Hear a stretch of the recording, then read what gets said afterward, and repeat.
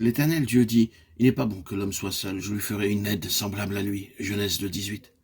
L'Éternel Dieu forma une femme de la côte qu'il avait prise de l'homme, et l'amena vers l'homme.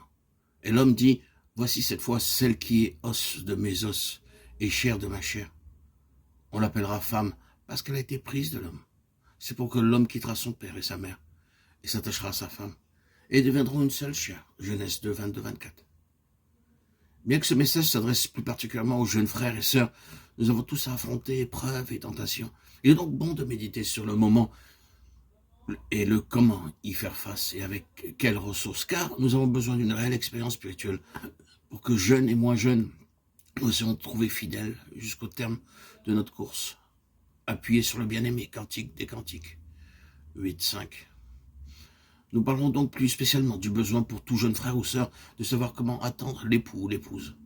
Nous ferons donc un rappel de quelques points fondamentaux concernant notre constitution et par la suite, nous examinerons de quelle manière nous pourrons attendre en priant et en nous confiant dans le Seigneur.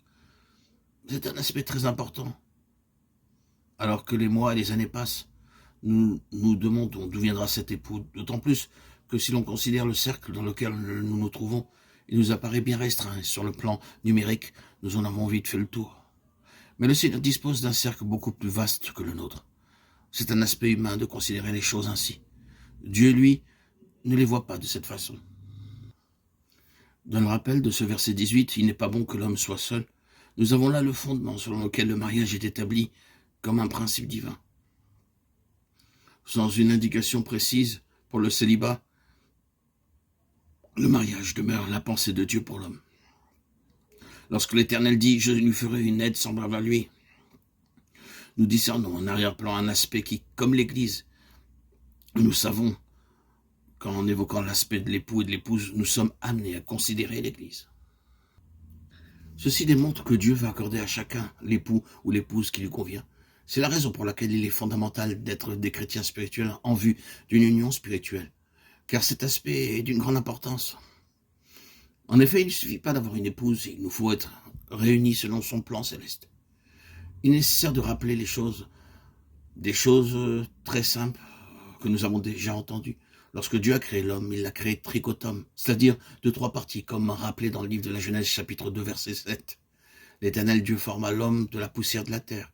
Il souffla dans ses narines un souffle de vie, et l'homme devint un être vivant.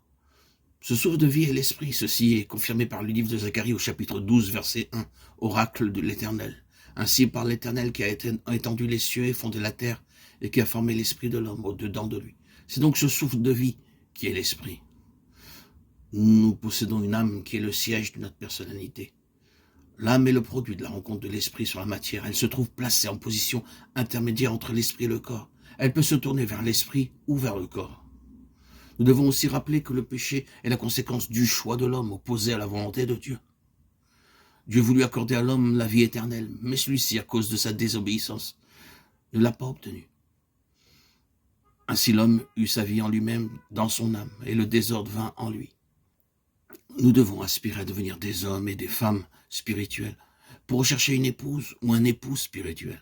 C'est un aspect très important pour votre vie.